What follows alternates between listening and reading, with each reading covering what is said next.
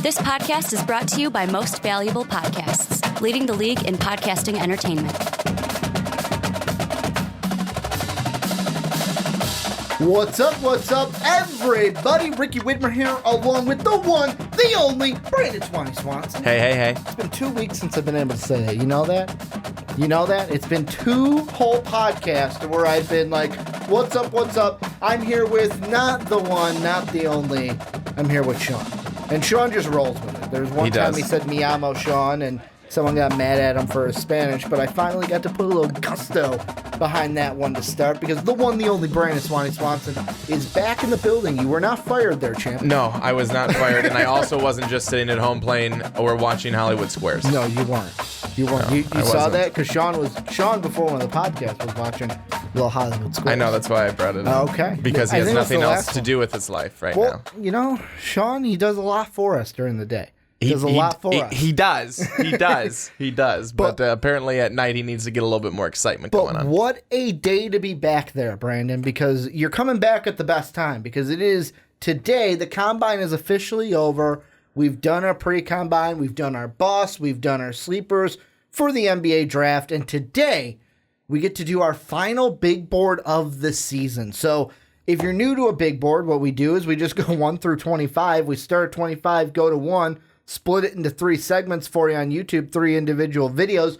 Before we get into the big board, though, a little bit of housekeeping for you guys. Number 1, if you want to support us here on MVP, go to patreon.com/most valuable podcast, $10 tier. You can give $10, and each time you're at that reward, you can become a patron and come on a podcast with us. Anyone, the Onside Kick, the Primetime Podcast, the Fast Break, and you can change and interchange between each month that you're at that tier. Number 2, we have a store link down below in the description. Get yourself an MVP t-shirt. MostValuablePodcast.com also has the store, but it also has everything for MVP each and every day. And then last but not least, if you're on Apple Podcasts and iTunes, go and give the Primetime Podcast and all the MVP podcasts a 5-star rating. And then type a little something. Tell them why you like. Ours still has that SEC review, where apparently all we talk about is the SEC. Apparently that is the only review still up there, so we need you guys to go there. Write some good things about the Primetime Podcast and how much you love listening to the show each and every week. But Brandon, we are now going to get into our NBA big board. How we do it is, like I said, 25 through 1. We split them up into segments. We'll let you go first. Give me your, what would it be, 16 through 25. You would think 4 of these I would get this by now, but 16 through 25, starting with 25. Who you got? All right, so at 25, I've got Kevin Huerter, strong forward out of Maryland, a newcomer to the board. At 24, I've got Anthony Simons. Sorry, Anthony, we've been saying your name incorrectly for the last couple months as we've been doing this. High schooler, point guard, shooting guard. At 23, I've got Jacob Evans, the shooting guard out of Cincinnati. At 22, I've got Kyrie Thomas, shooting guard from Creighton. At 21, I've got Mitchell Robinson, the center from high school. At 20, Kevin Knox, Kentucky, the strong forward. At 19, John Tay Porter, the center from Mizzou. At 18, I've got Zaire Smith, the shooting guard / strong forward from Texas Tech. At 17, Dante DiVincenzo, shooting guard from Villanova. And at 16, from Boise State, strong forward, Chandler Hutchison. Well, and then getting right into my number 25, falling a little bit for me, Mitchell Robinson, the center out of high school. Number 24, Zaire Smith, the guard forward, however you classify him. I have him as a guard out of Texas Tech. Then number 23, Jacob Evans, the forward from Cincinnati. Number 22, Aaron Holiday, the guard from UCLA. 21, Troy Brown, the forward from the Oregon Ducks, quack, quack. Number 20, Jalen Brunson, the Illinois native from Lincolnshire, guard out of Villanova. 19, Keita Bates-Diop, the forward from the Ohio State University. Then at number 18, Zana Musa, the forward from overseas. Number 17, Gary Trent Jr., the guard from Duke. And then at 16, Robert Williams, the big man, the 4 or 5, however you want to look at it, out of Texas A&M. And the first guy I want to mention, because there's 3 of them that we have highlighted. The first one I want to mention is a guy who was in your big board, I didn't have him in my big board, kind of as a little preemptive to the news that is coming out this past week that Jontay Porter is thinking, or leaning, I should say, with air quotes, leaning about going back to school. So, Brandon, what I will ask you to kind of open up this topic is basically Jontay Porter. What happens in the draft if Jontay decides, you know what? I'm not going to be like my brother. I'm coming back to Mizzou. I'm going to play another year in college. Well, I think that after actually looking at what he did over that combine weekend, it may be actually best for him to go back. He's got the skills. He does have the talent. The tools are there, but unfortunately, he didn't show them at that combine. And I have him in my big board. Then you may be saying, Brandon, if you think that he should go back, if you don't think that he had the most impressive combine, why do you have him there? Well, because he does have the talent. There's a number of guys that we can have in our big boards because they have good talent. They've got a lot of upside potential, but he did not show that. He did not show that. He skips the scrimmage. He actually tied for the worst max vertical, highest body fat percentage, and the slowest sprint time. All things that aren't going to help your case. So that to me, and especially being so young, what that's saying to me is I've got some time to improve. If this is where a lot of people are putting me right now, if they're already having me in this conversation, if I'm already here, I can go back, I can improve, I can really tweak some things in my game, and I can come back next year and see where I'm at. And that may be the best decision for Jontay right now. Yeah, and I mean, the exact thing coming out is multiple league sources say Missouri big man Jontay Porter, younger brother of Michael Porter, is leaning towards returning to school. Porter, it says here, college shooter. I thought that was an actual quote. It was not. It was just them going on with what it is. And for me, how I look at this is a different situation. I almost think of the Miles Bridges situation from last year, but it's different, but in a good way. Like if Jontay Porter was a lottery pick and he's like top 15, top 10, then I would say, no, don't come back to school. Get your money in the top 10. An NBA team up there isn't going to expect to win right away, or depending on where you go, 76ers obviously made the playoffs and they'll be a top 10 team picking because of trade. But I mean, if he was like Miles Bridges last year, I would say stay. But because of where he's at, like many people think he's going to be a post-lottery guy. There's a lot of people, I know the Outcast, Buzz, and Juice and their comment sections. A lot of commenters like, oh, the Bulls at 22 could really get Jontay Porter. And the big thing for me is the body fat thing. And it's something that like you don't kind of focus on, but the thing I use with that is you can go back to school, work on what you need to, and just get in better shape. I know you got to deal with classes too. At the NBA, it's basically you're worrying just about yourself.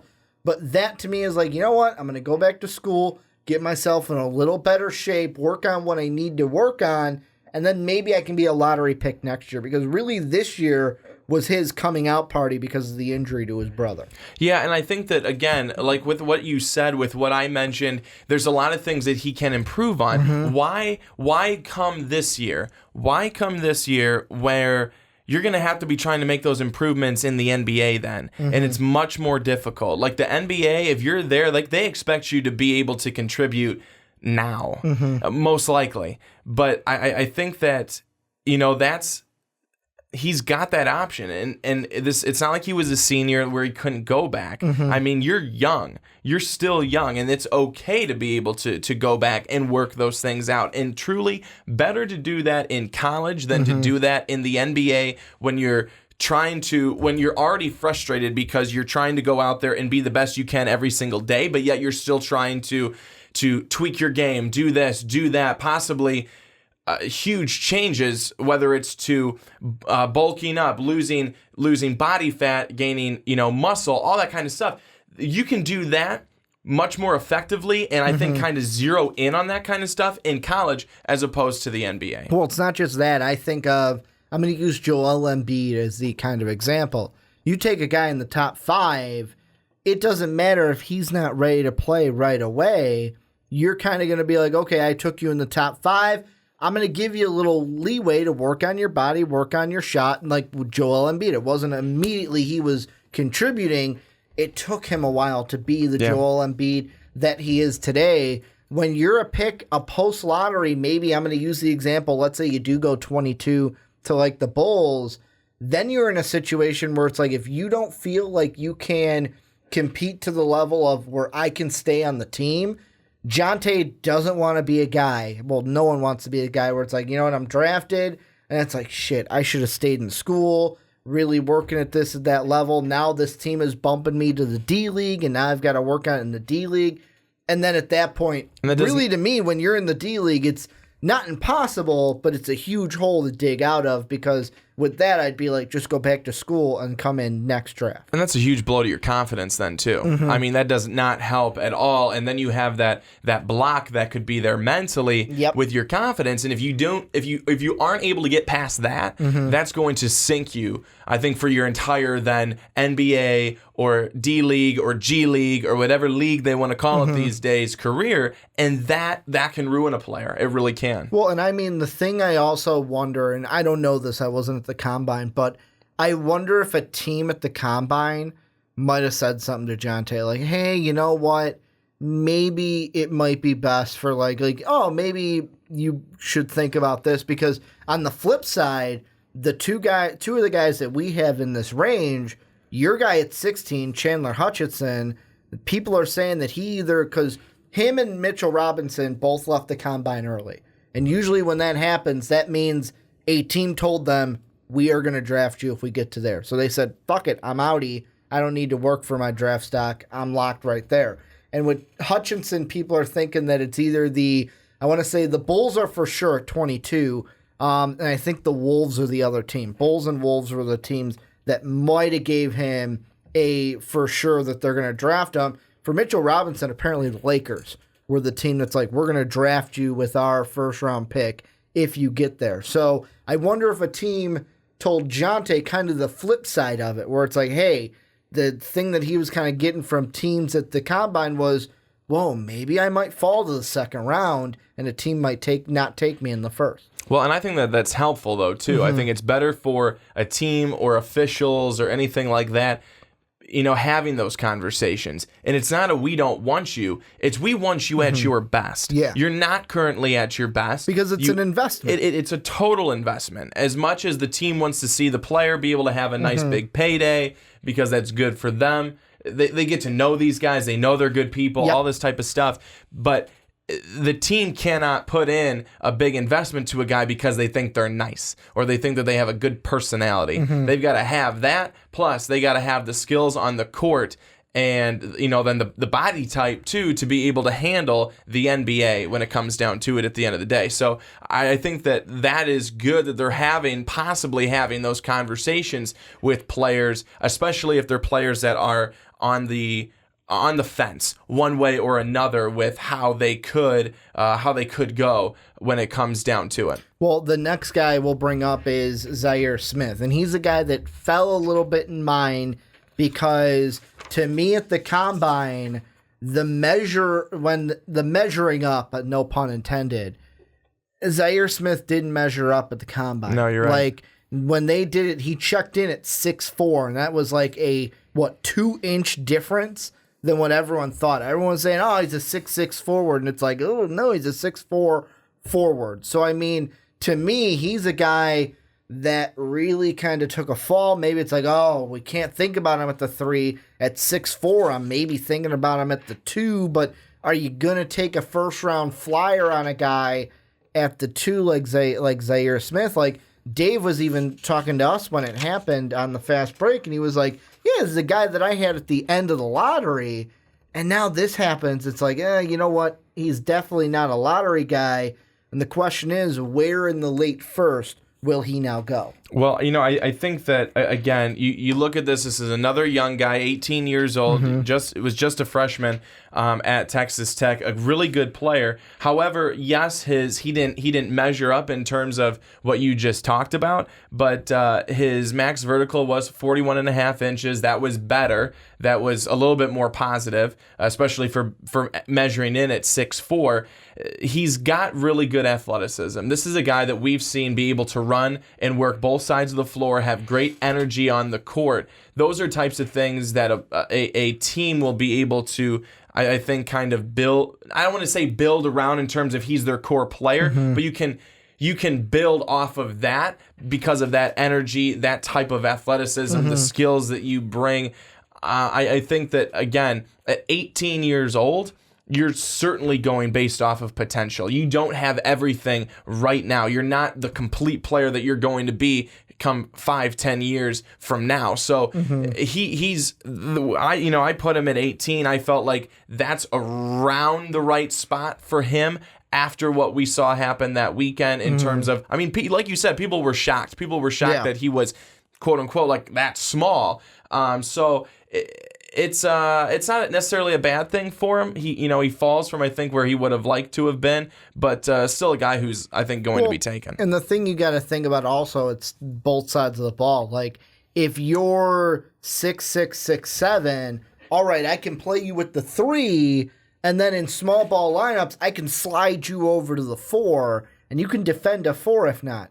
Now you're 6'4", it's like, well, I got to play you at the 2. I'm not even putting you on a 4. That's completely out of the question. And another thing that will come into it, and I'm looking at a FanSide article right here, and it says, to quote, some teams may remove Smith from their draft boards altogether due to his status as a non-shooter. Zaire Smith's NBA dream isn't dead, but it may be on life support. He'll need to give teams excellent private workouts if he wants to stay in the first round of this year's draft. And I mean, you look at his stats from last year, yeah, he shot 45% from beyond the arc, but he only took 40 shots. So it's like, to me, if you're going to be a 2 guard now and not a 3, and you can't shoot, why would I draft you? I mean, for me, I put him at 24 because of, like they said, I kind of feel the same thing. Of like, his dream's not dead, but this was not a good combine week for Zaire Smith, and he's going to have to do a lot of work at private workouts to show, hey, I can shoot. That stat,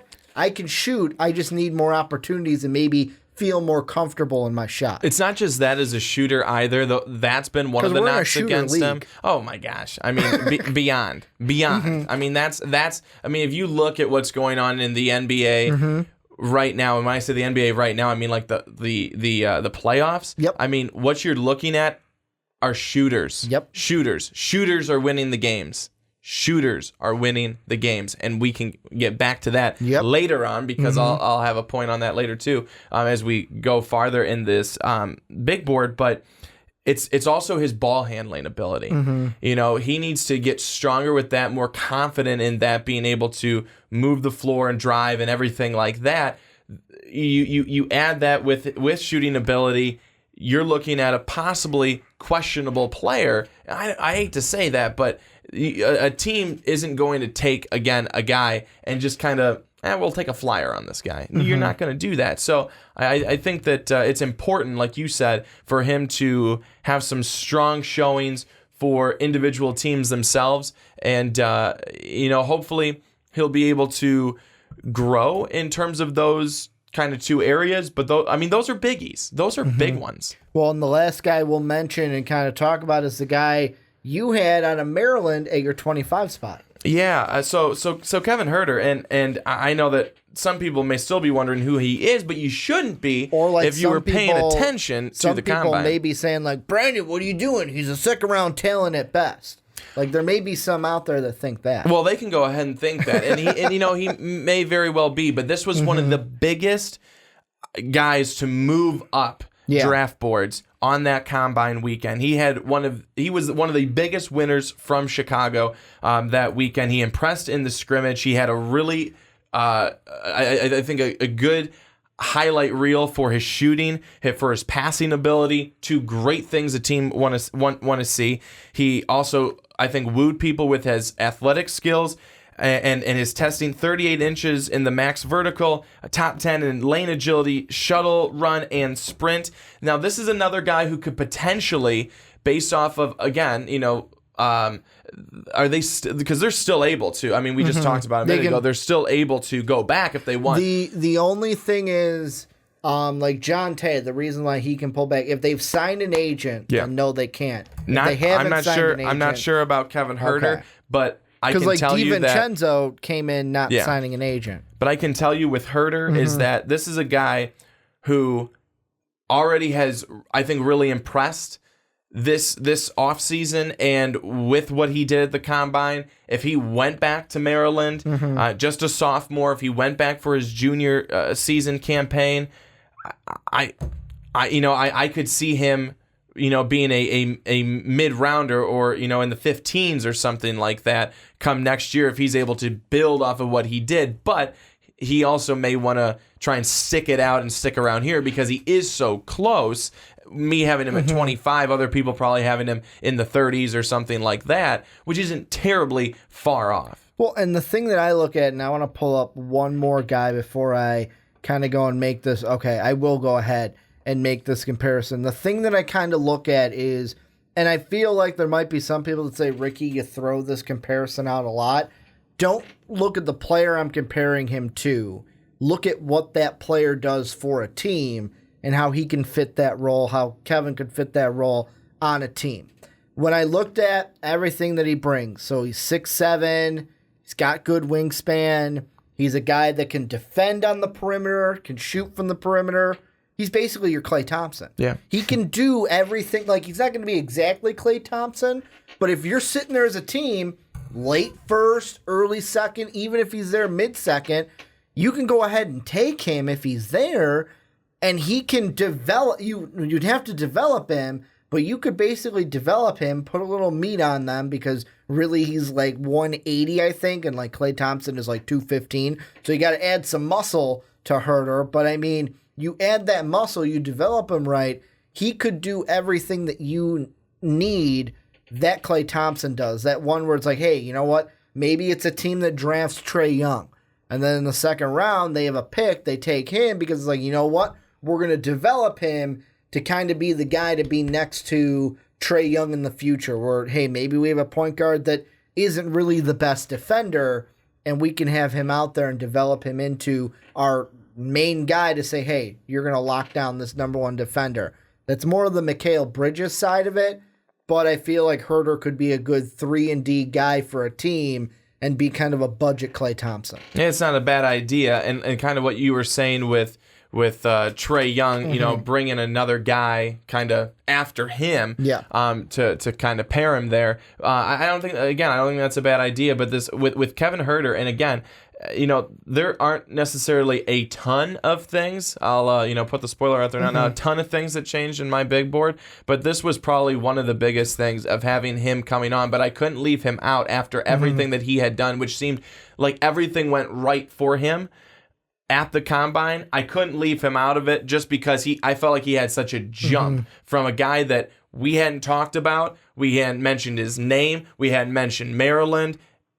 And he has that, boom, had to put him in. I think the only time we mentioned Maryland was on my first big board. I had Justin Jackson, who was injured with a shoulder injury the whole year. That seems forever ago. That's the only time that we have mentioned Maryland on our big board. But yeah, I just feel like this range, 16 through 25, this is the range that gets jumbled around from the Combine the most, because guys like Herter come up and they fly up, like Zaire. It's like, oh, he's 2 inches shorter. And then people panic, and some may say, Ricky, you're panicking, putting him all the way at 24. We'll close this off with one last thing.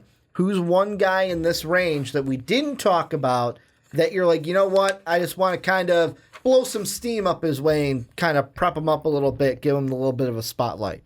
Dante DiVincenzo. Okay. Dante DiVincenzo. I mean, this guy's an absolute stud all the way around. We saw exactly what he did in the tournament this past year. 31 points. 31 points in the national championship game. I mean, absolutely incredible. He followed that up with a really good Combine. He continues to impress, I think, everybody and all the teams that are watching him. He's a really good player.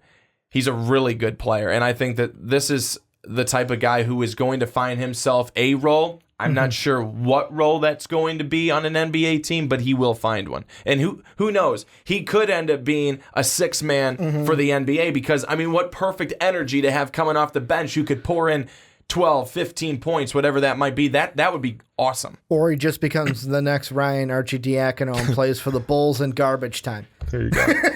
Or just play for the Bulls because they're garbage. The guy that I'm going to bring up is Gary Trent Jr. I loved what he did at the Combine. He's one to me, jumped back up into the top 25.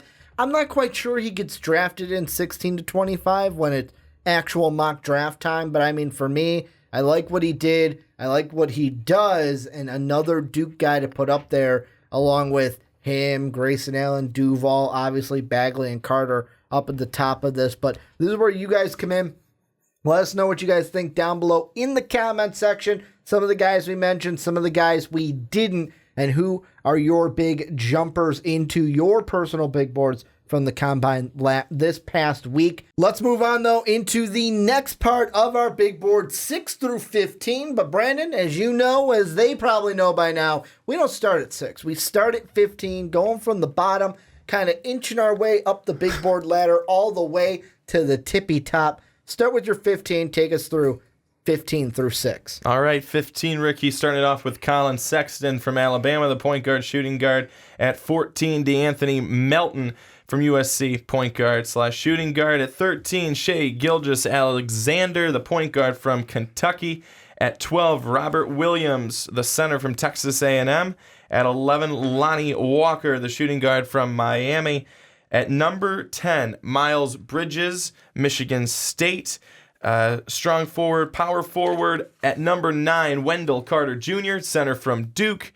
At 8, Michael Porter Jr., the power forward from Mizzou. At 7, Mikal Bridges, the strong forward from Villanova. And at 6, Mr. Trae Young, the point guard from Oklahoma. Well, I'm going right into mine. Number 15, Kyrie Thomas, the guard out of Creighton. Number 14, Lonnie Walker, the guard out of the U, Miami out of Florida. Number 13, Shai Gilgeous-Alexander. I'm going to go back. Lonnie Walker from the U. Got to throw up a good U there. I felt like the U that I threw up was kind of like, you know what? It was a weak U. So I'm throwing up a good U. Now number 13, Shai Gilgeous-Alexander, guard from Kentucky. Big Blue Nation, is that what they call that? Big Blue Nation. Then at number 12, Miles Bridges, the forward from Michigan State. Number 11, Colin Sexton, the guard from Alabama. Then number 10, Kevin Knox, or as you called him before we started the podcast, Kevin Knox, the forward out of Kentucky. Then number 9, Wendell Carter Jr., the big man out of Duke, a different shade of blue from that Kentucky Wildcat team. Then another team with blue in its colors, Mikal Bridges, the forward out of Villanova Hova. And then at 7, Michael Porter Jr., the forward out of Mizzou. And then at 6, Triple J, Jaren Jackson Jr., the forward from Michigan State. And the guy I want to start with, Brandon, is this guy you had in your first segment. You had him all the way at 20. I've got him at 10. What's going on in your head when it comes to Kevin Knox? Well, with Kevin Knox, the guy is going to be tough to defend on the wing perimeter at 6'9". Mm-hmm. So he's got that going for him. He's a really good three-point shooter. He has that, and then he's really able to make, I think, some plays happen off the screen. So, however, things that aren't necessarily as good for him, he's not that strong of a rebounder. He's not going to be a guy who's going to get a whole lot of rebounds at the rim. He's not outside of being able to make some plays happen off the screen. Mm-hmm. He's not a true playmaker. He really had a lot of, I think, a good supporting cast at Kentucky, which they always do, but it wasn't necessarily him. And then finally, he, as many guys, well, as it doesn't matter, I guess, but his defense could be better as well. He wasn't the strongest when it came to the defensive side of the ball, mm-hmm. and that's why I feel like there's a smaller margin for him to be able to mess up. He's got to be really, really good. He's got to be a really good three-point shooter mm-hmm. and really be able to create off the screen, because these things over here, mm-hmm. they're not working as much in his favor. And that's why the difference between you having him at 10, mm-hmm. me having him at 20. Well, I know the reason why we have him 10 and you have him at 20 is, first off, when it comes to his defense, the best way I've seen it put is he takes too many naps on defense. Kind of sleeps a little bit. Oh, no, guys behind me. But again, when you come to the NBA, you're encouraged to take a nap on defense. Well, yeah, most teams don't play a lot of defense unless it's like, oh, crap, we really got to play defense. And for me with Kevin Knox, the reason why I have him at 10 is straight potential. And for me, yeah, he is a raw prospect. But there is he's 18? There's a team in the combine, I believe, well, not in the combine, in the lottery, I meant to say, that is going to get Kevin Knox and are going to be able to bring the best out of him. Like, is he going to be a star player for your team? No, I don't think he'll be superstar level. I don't even think he'll be star level. He will be a quality, at his best, quality starter in the NBA. Think Tobias Harris for the LA Clippers. Just a quality starter that you have on there. It's not like anyone where it's like, oh man, you know what, he could be replaced. It's like, no. He is a definite starter for our team. He fits this role that we have him play, but he's not a superstar or a star on this team. And I feel like the people that have him lower, like you do, out of the top 15, it's one of those things where, and you can correct me if I'm wrong, maybe it's, hey, I see all of this, and I don't think a team is going to get all that potential to where he's not going to be what everyone on my side of the table believes he can be with his potential.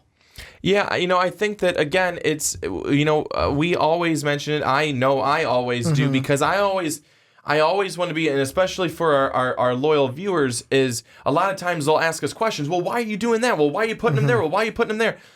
A lot of times with me, it's either based off of what I see him doing with potential, or maybe not necessarily getting to with all the potential or all the hype that someone will have for him. So you clearly are going into, and I want to say feeding into the potential, but seeing what's there, whereas I'm more so right now, the other things, I don't want to say the complete negatives, but the things that he's not as strong as, for me, they weigh a little heavier than the things that he is. Well, and I mean, the thing that I like most about Kevin Knox is were the percentages great? No.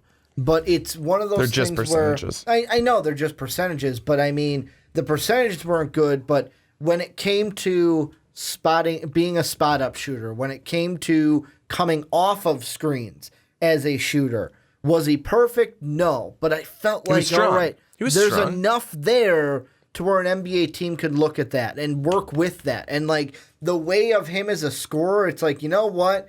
Was he one of those where it's like, he's going to be the guy with the ball and he's going to be our dominant scorer? No, he's not a Colin Sexton type player, but he knows how to move without the ball. And also, he kind of has that, all right, where am I supposed to be? Where am I going to get my spot? And to me, that's what I think a team in the lottery is going to be like, hey, you know what? We need to take him. We can get the most out of him. Really, it's, to me, a coach would tell his GM, hey, I can get the most out of this kid. Let's go ahead and take him in the lottery.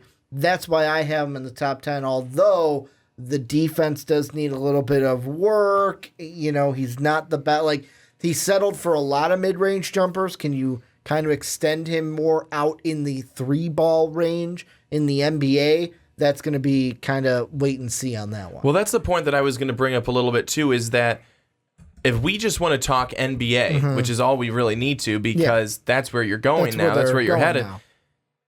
Can you just take away everything else? So yeah, he may not get you the rebounds. He may not play the best defense. But he's going to be able to get you a lot of points from beyond the arc, and he's going to be able to create, again, off the screen, and you can really pour in a lot of points from those two things. So are you going to look at a team and possibly have him be higher? I mean, again, I'm 20, you're 10. I mean, wait, maybe somewhere in the middle, maybe like a 15, because they see, okay, you may not be able to save us on this end, but you're going to be able to save us on that end when the ball's in your hand and you're shooting it from beyond the arc. Yeah, and I mean, for me, the team, and maybe this is me thinking a little bit of the draft order, if he did go at 10, he's going to Philadelphia. Doesn't need to be the guy with the ball. That's Ben Simmons. He's got Markelle Fultz. He's got Joel Embiid. He's got other guys that can contribute as well. Doesn't really need to be the main guy. So he can kind of just fit in to, all right, how am I going to be the scorer on this team? That to me would be a good fit for him. But it all depends on, New York could be a team that takes him. Really, to me, it's anyone from 9 on could be a team that takes him. And the thing I kind of want to ask you, and I know this is off of what we kind of prepped before the podcast, is Sean and I had a discussion 2 weeks ago while you were away on your 2-week sabbatical. And one of the things we talked about, mainly around the Knox Bridges, Knox and the Bridges brothers, who are not related. I want to ask you your thoughts on the kind of best wing in this draft debate. Because obviously, if we go off the big board, both of us agree Mikal Bridges is the best wing in this draft. With you, Michael Porter, like you said, power forward, so you're not even having them in that discussion. But when you look at it, I have Knox, then Miles Bridges. You have Miles Bridges and then Knox. So, you didn't really get to weigh your thoughts on that debate. What are your thoughts on the whole wing situation, Bridges, and Knox? Well, to be honest with you, is that based off of what I was able to talk about and what I've talked about with Kevin Knox, those are some of the same Knox. Don't hate me. Pun intended. That pun was totally intended. Totally it was. that Miles Bridges has gotten. That is what Miles Bridges was he showed all up year and long. Lost some weight. Well, that's good. Sean's big criticism in that segment was that he's like, I don't want to call him fat, but I'm kind of calling him fat. And then Bridges shows up at the combine. It's like, holy shit, he lost a ton of weight this offseason. Well, I think it's one of those things where a lot of people said, okay, this guy is a guy who can score, but he's just kind of a straight line drive to the basket type of guy. He can create a little bit off of the screen, but he's not a true playmaker. That's what a lot of people have kind of, put the knock against Bridges, is that it's the same type of things that they've put against Kevin Knox. It's the same type of things. When I say, however, they're not wrong. We've seen it. We've seen it time and time again. We didn't see when the Michigan State Spartans took on Syracuse in the tournament. Bridges didn't take over that game. He didn't go and become this playmaker. And yes, a very different type of game because of the way that Syracuse plays defense. Very good. Well, it's a unique zone defense. It is, and it's the best. But still, he wasn't able to become the playmaker. Give me the ball. I'm going to go make the play. I'm going to go this. I'm going to lead us to victory. He didn't have that. And I don't want the discussion to be necessarily about Miles Bridges, but that's the problem. That's the knock. That's the negative, is that if that's all you can do, if you can, if you're on and you're shooting from three, good, but if you're not, what else are you going to do? What else are you going to do to get out of that slump? What else are you going to do to, bring us points? What other players are you going to be able to make? That's the point. Well, and kind of moving on, because I kind of asked you that question, so going on in Bridges was totally fine because I set you up for that one. But moving on to the next guy we were going to talk about is, now this is a guy I got a lot of flack about in the comment section of Sean and I's bust video that we did, because I mentioned that I could see him maybe being a bust, but I'm not quite sure, and that's Lonnie Walker. And I saw the video during the combine of his vert, ridiculous vert, and I just looked at it and I did one of these and I went, oh, I'm going to hear about it in that video. I'm like, I'm going to hear about it, because I didn't say, like, it's not like, oh man, Lonnie Walker's going to be a bust. I just don't know about Lonnie Walker, because can he be a really good scorer at the next level? Yes. But for me, it's with Lonnie Walker, it's first off the injury from college, and it looked a lot better at the combine. I will say that. There's two of, are you just going to be a scorer that settles for like contested jumpers, or are you going to be a scorer and have different tools to your game as well? See, with Lonnie Walker, he's an interesting situation, because you look at his time in Miami and you look at his numbers in Miami. They're not wonderful. Yeah, they don't jump off the page. But everyone has to remember his injury. Yeah. Everyone has to remember he's injured for the first part of the season.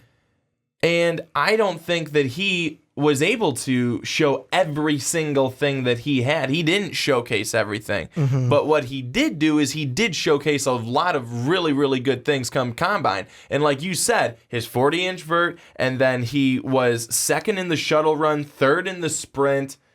I mean, the guy is athletic. I mean, he's just an athletic player. And then, I mean, you look at everything else that he has, the tools, like I said, the athleticism, shot making ability, everything like that. You put that all together, Lonnie Walker's going to make, I think, a pretty nice NBA player. We just haven't necessarily seen it all yet. But on so many guys, we haven't seen it all. We haven't seen it all on guys who have played a full year plus multiple more years. So we haven't seen it all yet. That's for sure with Lonnie Walker, and that's what makes him, I think, exciting, and that's certainly why I put him at my spot of number 11. Well, for me, I mean, going off of what you just said, I thought you were going to go a little bit more there, but 14 for me. Basically, what that says is he's a fringe lottery guy for me. Like, right now, I feel like could he be a lottery pick? Yeah, he could. A team late in the lottery, 12, 13, 14, maybe 11 could take him, but at the same time, I could see him being a guy that goes 15, 16, 17, and is just outside the lottery as well. Like, I don't know which team inside the lottery or outside the lottery are going to fall in love with him and want to take him. So that's why I kind of had him at 14, just kind of like that. You're on the fence. I have you slightly in the lottery, but I could see you tipping and falling out of the lottery and going 15 through wherever if he does fall farther. I don't see him falling farther, though. That's the whole point. And I don't know if you're still trying to be, well, I called him bust. I want him to continue to do that. No. It has nothing to do with that. It's just, I don't know whether, like, Lonnie Walker's not a guy that I have fallen in love with this draft process. And he is a guy that I am literally, if I had to do it, I'm this about. Where I don't know at the next level, is he going to be great? Is he going to be okay? Is he going to be a bust? I have no idea. Like, I can't put my finger on it. And that's why I have him at 14. Because it's like, you know what? I could see him being a lottery pick, but I could also see him not being a lottery pick and getting picked like 15 through 18. Well, range. I'll tell you what, though, is that, and not meaning that every single person who does well at the combine is going to go off to have a great career. Everyone who does poorly is going to go off to have a crappy career. But when you come and you're able to show off the skills that he had, like I mentioned, the different activities, and he was or skill whatevers. I don't know what they want to call them, but the skill whatevers. That's very encouraging. We're gonna make a shirt that just says skill whatever. I'll wear it. But that's encouraging. That's extremely encouraging. That's what you want to have, and there's no reason then why you shouldn't be going up people's big boards. Is because, again, the tools that you already had, your shooting, your athleticism, and then you bring your athleticism and you put it on display. That's just reassuring. That's encouraging. You look healthy. That's also a big thing, especially after having an injury that keeps you out for a half of the season. Well, I mean, you mentioned injury. Let's go right into it to kind of end this segment. Michael Porter Jr., you got him at 8. I got him at 7. I'll be completely honest. I almost did exactly what you did. You had McHale at 7, Porter at 8. I had Porter at 7, McHale at 8. And I almost put McHale above him because I'm like, you know what? Did we get any real answers about the injury from Michael Porter Jr. at the Combine? Like, really the only thing that everyone's talking about is in an interview, he said, oh, healthy, I'm the best player in the draft. And I looked at that and went, no shit, every player is going to say that. If you ask Doncic, Bamba, Ayton, Bagley, Young, Jackson, Porter, all of them are going to say, I'm the best player in this draft. So I looked at that and I went, that means nothing to me. Did we get enough answers at the Combine to make us not weary of the injury for Michael Porter Jr.? No.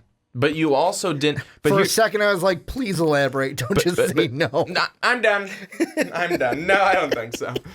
No, here's the thing, though, is that we didn't see him come back to be completely healed. Like, guys, look at me. I can do every single thing that I could do before.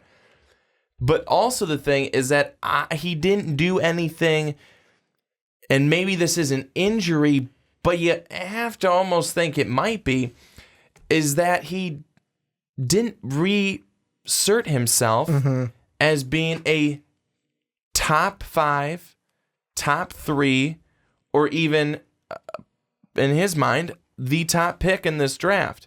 He didn't do anything for anyone, I don't think, unless you're smoking crack, to say, yeah, he did. You know what I'm saying? Yeah. You know what I'm saying? It's like you didn't come out, you didn't impress and woo and wow. You came out and you did what we kind of pretty much expected you were going to do, because it's kind of what you've been doing. And I'm not saying you're a bad player. I'm not saying that he is losing stock. He's just kind of where he is now. And that's how I feel on Michael Porter Jr. Here's the thing that I want to ask you, because obviously didn't do any drills. He's going to save it for the individual team workouts. And I mean, with the measurements, almost 6'11". He was about 6'10" and 3/4 with shoes on. His wingspan just over 7 feet. He was about 7 1/4. The thing, though, that I want to ask you about is and I'm looking here from Bleacher Report, they're like, oh, his body fat percentage was a bit average. But they're looking at that going, well, yeah, he didn't play the entire year. Maybe that's because he's kind of like, that's maybe why he's lacking the bulk that we would want from him. Do you think that's might be a little bit of the reason? I know most high-end lottery picks don't do drills at the combine. They save it for individual workouts, but could that have been a little bit of the reason why it's like, you know what, I'll wait for the individual workouts? It could be, I'm not in the peak shape that I want to be in, and I don't want to hurt my draft stock. And he's not. I think you're right. He's not in that shape yet, and that again, though, is not comforting. You know, I mean, especially for someone, and I don't want to say that I'm some humongous Bulls fan. I mean, I would like him to do well, but I don't watch him. But I wouldn't want to get him. I wouldn't want him to be on the Bulls. Well, the big news from the NBA side, and I think we're probably going to talk about this on the fast break. We should, because it's a big story, is the team that looks like they could be trading up for him is the Clippers. They could be trading their 12 and 13 pick to move up for Michael Porter. So, I mean, we'll see where he goes. To me, though, I didn't think we got enough questions from him at the combine. You didn't have enough stuff answered. You didn't have enough stuff answered about him. And I get that you don't want to, perform a lot of different things, but that also then doesn't speak to, and again, I'm saying this about him because he's coming off of an injury. Yeah. If the mystique around him is also unique too, because coming into college, oh, he's the best prospect in this draft. He's going to be number 1. Then the injury happens. Now he's about 7, 8, 6 in some big boards. And then you've got people bringing up past video from like last year when he was still in high school about him going one-on-one with Dennis Smith Jr. and Dennis Smith just blowing by him almost every time. So, I mean, he's kind of like a unique case of like, well, did we overhype him coming into the season? Is it all because of the injury? What's going on with MPJ? He had a significant back injury. He had a significant back injury that he came back early from, that I think he rushed to get back. And at the end of the day, I don't think it really did anything. I mean, that doesn't help you. You didn't help lead your team, to the Elite Eight or anything like. You didn't do that. You needed to focus, and I know this sounds selfish, but you needed to focus on you. You knew what you were going to be doing after the season. It wasn't a question. You knew what you wanted to do. You should have made sure taken more time, maybe not come back and played. And we talked about that. Yeah. Should he come back? Should he not come back? And which I don't think he's hired an agent either. I think both the Porters have not hired agents yet. I think that we've seen the emergence of the other freshman bigs. They're better than him. He's a risky pick. He's a risky pick right now. If I'm an NBA club, that's a risky pick to me. And if I can take some other guys before him, maybe even who are underneath him. I've got Wendell Carter Jr. at 9. Maybe I take Wendell Carter Jr. instead. And it's funny you say that because I'm going to bring the Bulls into this because of what I've seen on the Outcasts in their comment section. They recently talked about what the Bulls could do with their pick. And just to watch the comment section, like all four, MPJ. I'm with that too. I would love to draft MPJ and get him in a Bulls uniform. However, there's a ton of commenters that I've seen on the Bulls side that have been like, I don't know why people think we should draft Wendell Carter Jr. I don't want Wendell Carter Jr. And I look at it and I go, he's not my second choice, but like, I like what Wendell Carter Jr. can bring to a team. I do too. Like, and that's a whole of a fit thing, but like us on a big board, like, there's a reason he's in my top 10. Like, the only reason he's not higher is because I feel like the 8 guys ahead of him, I could not for any reason put him above anyone in my top 8. Well, I'll tell you what is funny, and I think I said this the last time when we talked about Wendell Carter Jr., is that in a lot of stuff that I looked at, a lot of stuff that I read, there were people that were having reports out there saying he was better than Bagley. And it's like, there's not many people out there that are going to necessarily believe that. Yeah. But if you look at it, if you look at the stats, if you look at in some of the games how they played, you sit back and you go. Especially later on, wasn't it that Syracuse game where it was like Wendell Carter comes off, Syracuse goes on a run with Bagley out there, and like team looks lost. Wendell Carter comes in, boom, everything is saved. So I mean, that's a microcosm of it. But I mean, Wendell Carter is going to be the interesting one. He could have rose in mine, but there's no way I could have put him above anyone in my top 8. But this is where I want to turn the conversation on to you guys. What do you guys think about the guys we talked about, 6 through 15? What do you think about the guys we ranked here? Who would be in your 6 through 15? Let us know down below in the comment section. But Brandon, let's end the podcast going through our 1 through 5. The tippy top. This is the last segment we will ever have on a big board for 2018. Not until 2019. We may do a way too early big board right I'm after sure you'll make the us. NBA draft. But let's start with you over there. Take us through 1 through 5, starting at number 5. All right, number 5, Jaren Jackson Jr. from Michigan State, the center. At number 4, Mo Bamba. I know somebody else doesn't have him at number 4, the center from Texas. At 3, Marvin Bagley, the third, the center from Duke. At number 2, Luka Doncic from Slovenia, the point guard. And at number 1, hasn't changed at all, DeAndre Ayton, center from Zona. Did your top 5 change at all? I don't think it did. Let me look. I don't think so. Let's see. Maybe. For the 3.0, you had Ayton, Doncic, Bagley, and then you had Bamba Carter. So you had Wendell Carter in your top 5. Now Wendell Carter has fallen a lot out of your top 5. But to go into mine, number 5, the guard from Oklahoma, Trae Young. Then at number 4, Marvin Bagley the third, the big man out of Duke. Then at number 3, DeAndre Ayton, the big man out of Arizona. And some of you might be going, wait, what? What? Ayton at 3? What does that mean? That means Mo Bamba's at number 2. Mo Bamba, number 2 on my big board. Number 1, Luka Doncic, the guard from overseas. I want to start with Mo Bamba.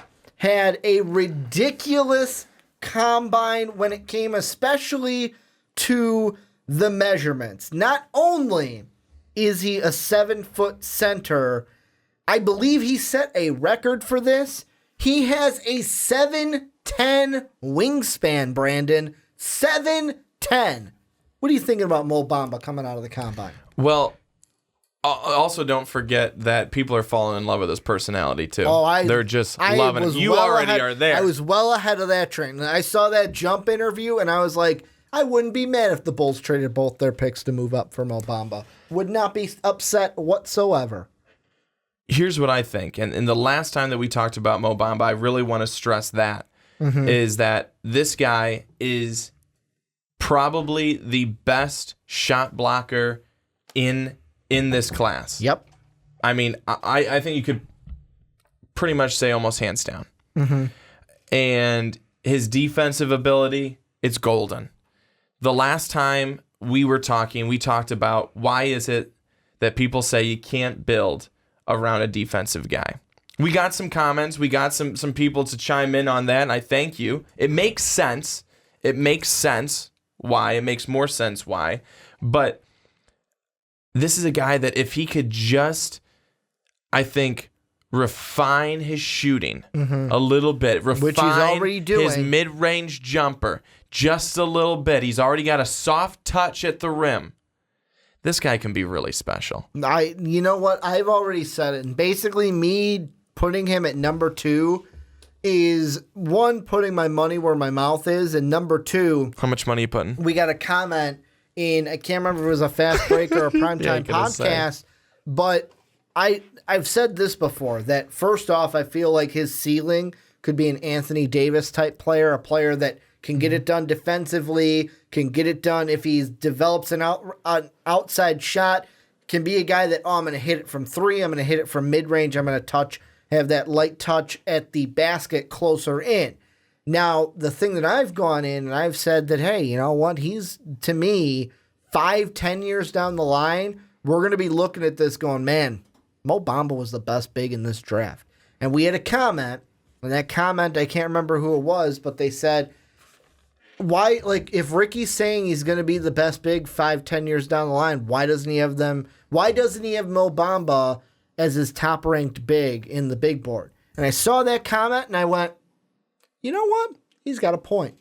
And that's why I did what I did today, where I made Mo Bamba my top big man off the board, because I don't think that he's the best player in this draft to where he's going to be the number 1 pick. I think he could be. He could be in that discussion. I think Luka Doncic, number 1, he is the best player in this draft. Then Mo Bamba is my best big, because, like, DeAndre Ayton, there's questions about him. There's questions about Marvin Bagley. We've brought those up to ad nauseum. Mo Bamba, to me, it's like, I bring up Anthony Davis, but I'll bring up another one. He could be like a Joel Embiid, where it's like, man, there's a lot of potential, but I don't know if a team's going to have to bring it out. Of course, it's him ending up in the right spot, but I mean, Mo Bamba, to me, could be that one that's kind of molded and puts in the effort. Like you mentioned, people are falling in love with him with interviews. The thing I love most about him is when he mentioned, like, yeah, the best thing about it now is I get to just work on my craft and work on my body. If you're going ahead and saying that, and I know players can say whatever they want, but, like, I hear him say what he says, and I'm like, I don't think he's lying. I think this is a guy that is going to put in 110% to make his body the best that it can be, so that he's not putting in anything that's going to be poisonous like a Big Mac every now and then from McDonald's. But I mean, to me, that is why I put him at number 2. I've talked about him being the best big man. Now I'm putting my money where my mouth is, and I'm ranking him as my best big man off the board. Yeah, again, that's one of the other things. Everyone has said it. He knows it. He's got to get bigger. He's got to add more muscle, especially to his lower body. He's got to be a little bit bigger, a little bit tougher. And it is his physical toughness. That is going to be one of his biggest questions. It has been already. So I think that if he's able to bulk up, that is going to be cleared up. That is going to go away. And there's going to be another positive over into his corner. Mo Bamba, again, a lot of people, especially over that combine, there were a lot of people that just fell in love with him. You were one who was already going and buying him roses before it. Yep. Because that's how much you love the guy. So these are all positives for him. It makes sense for you to put him where you put him at number 2. I'm not shocked by that at all.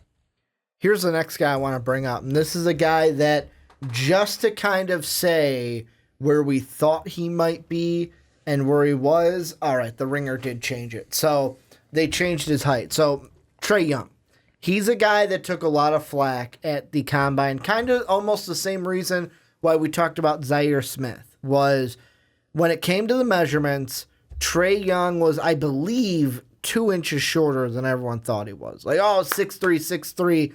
Well, in shoes, he ended up being about 6'1" and a quarter. So people are looking at it going, oh, he's 6'1" instead of 6'3". And, like, you look at the wingspan that he has. He does have a 6'3" wingspan, but he's 6'1". His hand length was about 8 inches. Body fat, 5.35. What are your thoughts with Trae Young and how people thinking, oh, maybe, like, with him being shorter, is he really going to be that guy we want at the next level, or will he get stifled by NBA defenders in the NBA? I'll be honest with you, it doesn't do much for me. Okay. It doesn't bother me. It doesn't bother me because I don't think that the 2 inches is going to do a whole lot, because it's not going to affect his game at all. Mm-hmm. It's not. Do you think it, like, and affect, that's a key phrase, affect his game.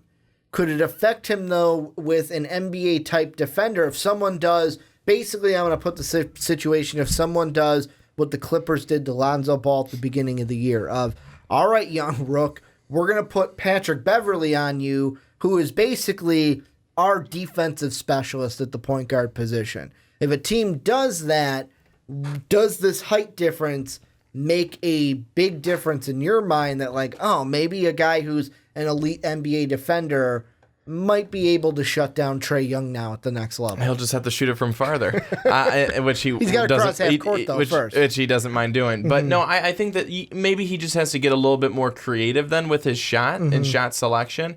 But I don't think that it's going to change up a whole lot for him. What Trae Young was already doing, I mean, he's doing against, guys of decent size in college. So I don't think that it's going to affect him all that much. I think he's still going to be able to do what he does in terms of driving with the ball, dishing it off, all that kind of stuff. That's not going to change in my mind for Trae Young. So I don't worry about it. Do you?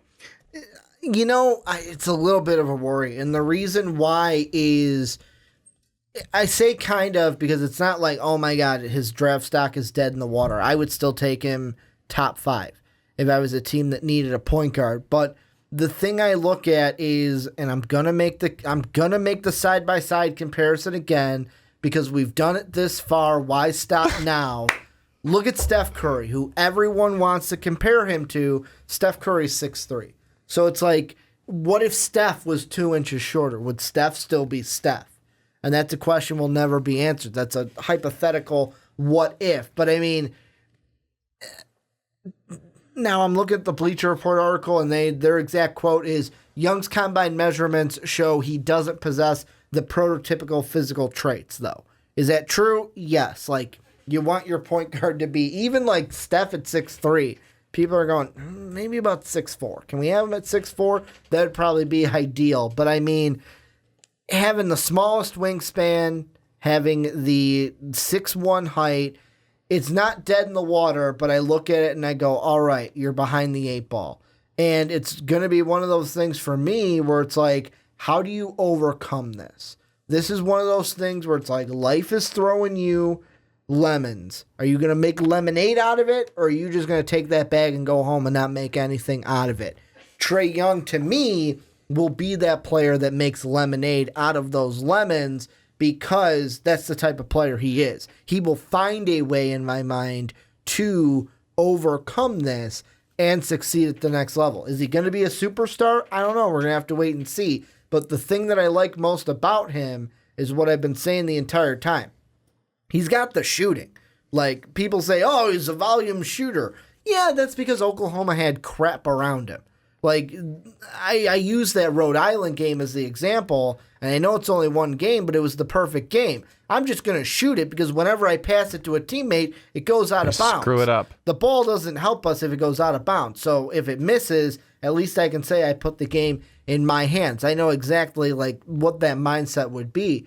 But I mean, the thing I look at is his passing ability is phenomenal. This is a shooter's league, and he's got the shooter's touch. Why would you pass up on that? Why would you pass up on a guy that could be one of the most dominant shooters potentially that we've seen since Steph Curry?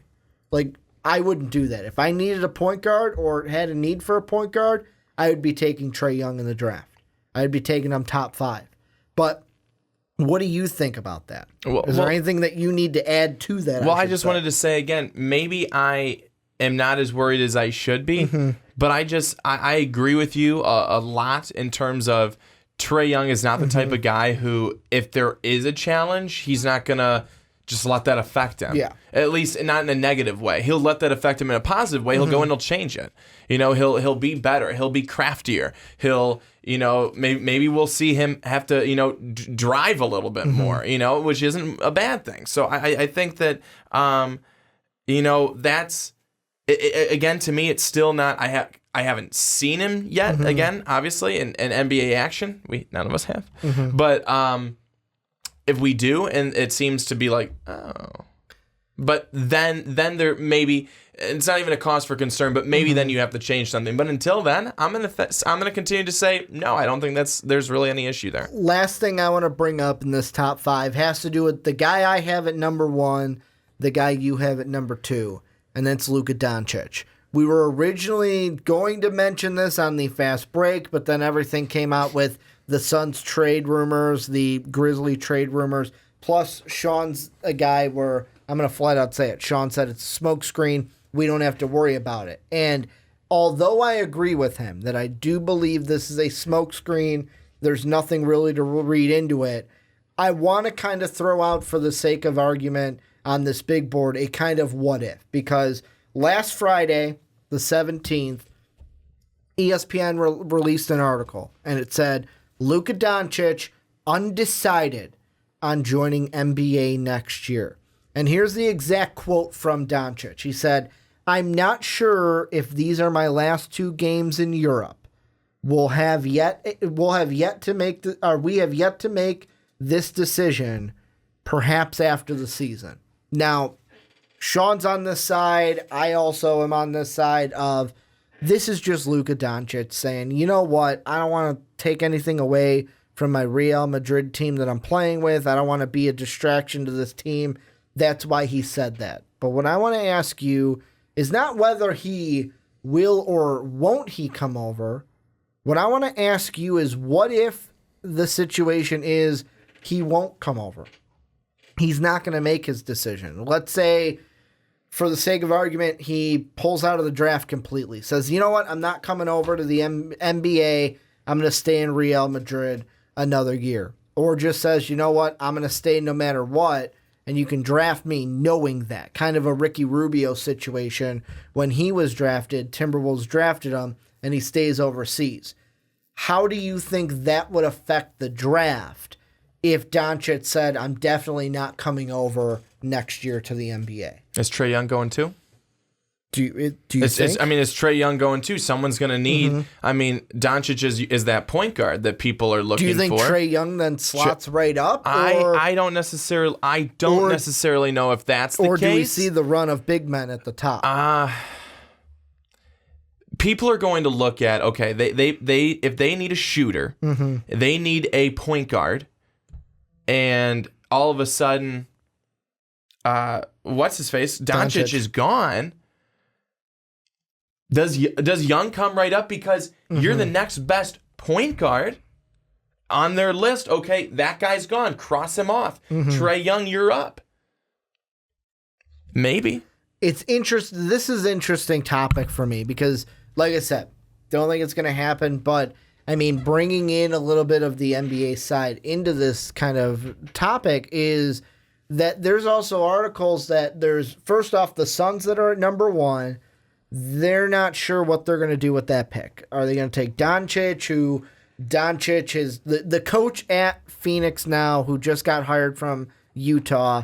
He used to coach Doncic on the Slovenian national team, so there's that connection. But then you've got their GM saying they want a big man, so there's Ayton. Then you got their GM saying, fuck it, we might even trade the pick altogether. So to me, they don't know what they're going to do with the pick. they could flip a coin and be happy with that. Then number 2, number 3, there's reports saying that both the Kings and the Hawks are like, yeah, thanks, no thanks. We're not drafting Doncic no matter what. So to me, it goes to a fact of whether they have a big man in their mind, and it goes, you know what? If Doncic is not there, Ayton goes 1, Bagley goes 2, big man X, whether it be Bamba or Jackson, go 3, or if it becomes a big man, and then a team like the Hawks go, well, Doncic ain't there, let's go with Trae Young. Well, what about, I mean, you said that 2 teams already said, you know, that's nice, we're going to pass on you anyways. Mm-hmm. What if we saw every team do that? What if, because of what he's saying here, mm-hmm. because of the potential that even if he does say no, even if he comes back, recants on that, says, okay, yeah, I'd want to come, but then not knowing, okay, does he stay? Does he actually come? Mm-hmm. If teams stayed away from him altogether and he doesn't even go in this draft. Well, and the exact thing, this is from Bleacher Report, says ESPN's Jonathan Givony reported Sunday there's a belief among some NBA decision makers that the Kings and the Hawks, who have the 2nd and 3rd overall picks respectively, could pass on Doncic in favor of American front court players. So to me, if Doncic just doesn't come over, then this kind of answers that, to where it's like, we'll see. The Suns go, well, we're not going with him. We'll go with Ayton or trade the pick. So Ayton. Then the Kings and the Hawks, whatever, we're going to do this anyways, Bagley Jackson or Bagley Bamba, and go boom, boom, to where Trae Young doesn't even move up because teams in the beginning just favor those front court players like Ayton, Bamba, Jackson, and Bagley. Well, you don't know. I mean, you don't know at all. That could be a smokescreen in general. That could. And I mean, that has to be something that probably comes down to within the last couple of weeks. Mm-hmm. If you know, I mean, when does he have to know? When does he have to let teams know that he's going to come? See, that's the thing. And maybe someone in the comment section, I'm going to throw it on to you guys for help with this one, because the international side, I don't know if there is the rule, if it's the same as the college, because like in the college players at the combine, there's some date in the next like week or 2, I believe, after the combine, to where it's like, okay, by this date, you got to let us know whether you're in the draft or pulling out. I think it's 2 weeks after the combine they have to kind of make that exact decision, because now the NBA draft lottery is all set. The orders where they're at. They did their combine thing. So it's got to be either this week or next week is that deadline. I'm not sure. I would assume that the international players are in those same rules, but at the same time, the international players are in the special boat also of, you can draft me. You can draft my draft rights. Like I said, Ricky Rubio did that. The T-Wolves drafted him, had his draft rights. The Bulls did it too with Mirotic. Yeah, we have your draft rights, but I'm going to stay overseas. So, I mean, he could do that. He could either pull out completely or what most international players do and just say, nah, I'm not coming over right now. And then, boom, you just have his rights basically for those many years. And I believe that contract then starts that first year he comes over. Can I be honest with you? Go ahead. I think that is stupid.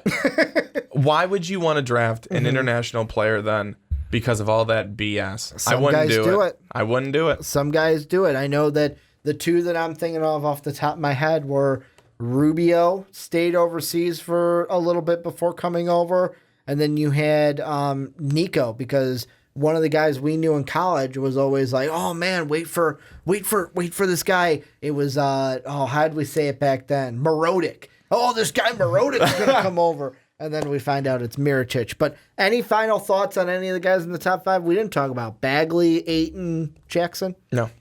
Well, this is where you guys come in. Let us know what you guys think down below in the comment section about Mo Bamba, about Trae Young, about anyone in our top 5. But that's going to do it for the Primetime Podcast this week. Make sure to check out patreon.com/mostvaluablepodcast if you like the podcast, want to help support us, want to come on a podcast in the future. Check out patreon.com/mostvaluablepodcast. Our store link is down below in the description. That's where you can get yourself an MVP t-shirt. Mostvaluablepodcast.com is where you catch MVP each and every day. And then last but not least, if you're on Apple Podcast or iTunes, go give us a 5-star rating and type in a nice review. We still have that one review saying we're just some good old boys that talk about SEC football. And today, I don't even think, besides mentioning Colin Sexton's name, I don't even think we talked about no, Kevin Knox was technically an SEC player. So we did talk about the SEC a little, but we didn't really focus on the SEC today. But